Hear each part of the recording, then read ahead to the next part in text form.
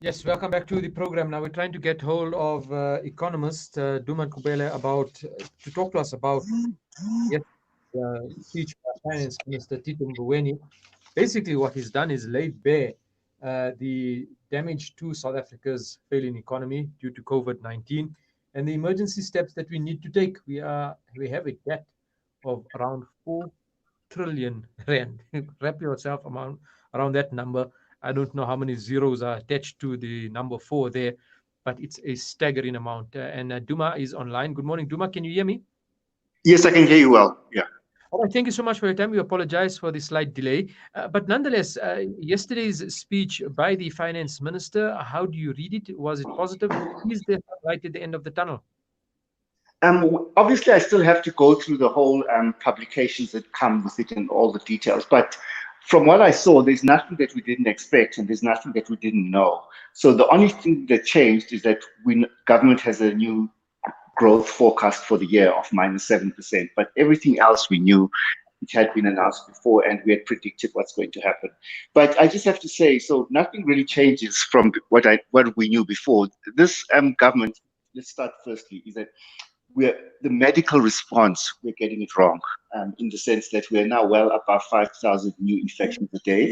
And I think it's really, if we look to the countries in Asia, the ones around China, in East Asia, they've managed to flatten the curve in like a month or less, And so we are obviously something that we're not doing in terms of the path of the epidemic yet. So the path of the pandemic is crucial for the economy.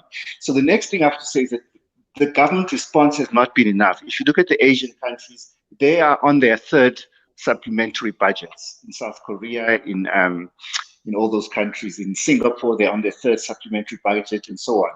But we were late in responding to the COVID crisis in terms of our economy. And you can see it that this special relief, disaster relief grant, many people still haven't got this grant of 350 rands.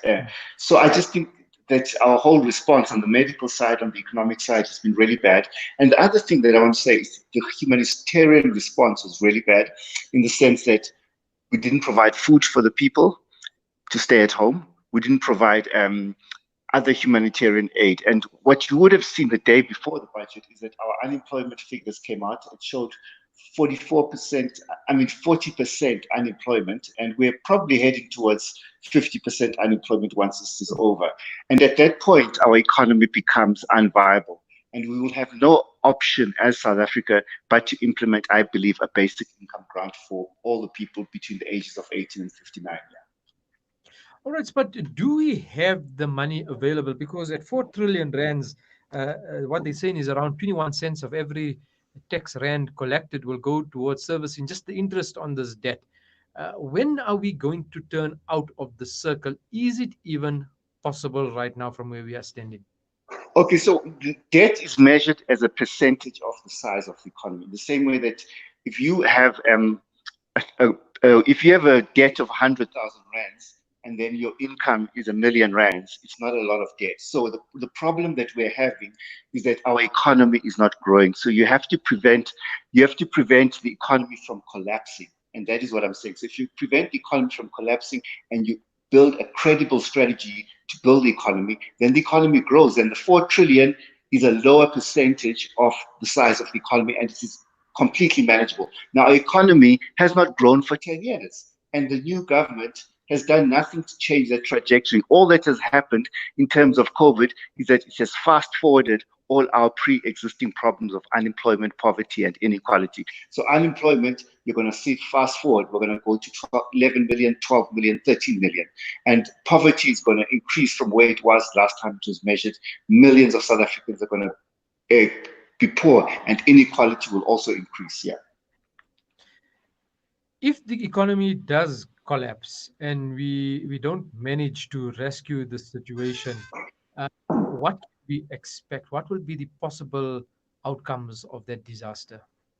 Okay, the disaster, I mean, I believe that our society is reaching a stage where it's going to become completely unviable. I mean, I live in Johannesburg, and if you walk in the city of Joburg, there are people that you can just see they're hungry.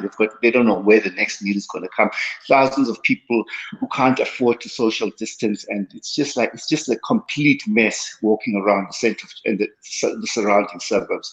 It is a situation of desperate poverty. It's a humanitarian crisis, and there has been no response to this humanitarian crisis. And now, to after what we should be doing, you're asking how we're going to pay for this, is that we have a central bank. You know, once you have a central bank, that's what happens in the US, in England, whatever. The central bank, it has to be we need to see a coordinated effort from the central bank and the treasury. We have 922 billion rands of reserves at the central bank. And that is about 8 months of imports for our country. But the benchmark internationally is about 3 months. We can release some of our central bank reserves into the economy to provide humanitarian aid for our people. The analogy I use is that when there's an earthquake, what do? You first feed the people, you provide them with shelter, and then you provide them with humanitarian aid, and then you think of rebuilding the city or the country after the earthquake. So I think we're getting things wrong. Yeah. Duma Kubele, thank you so much for your time this morning, for that analysis. And unfortunately, it just seems like every time we speak to you, the news is getting a lot more worse. But anyway, thank you so much for your time and for giving us those words.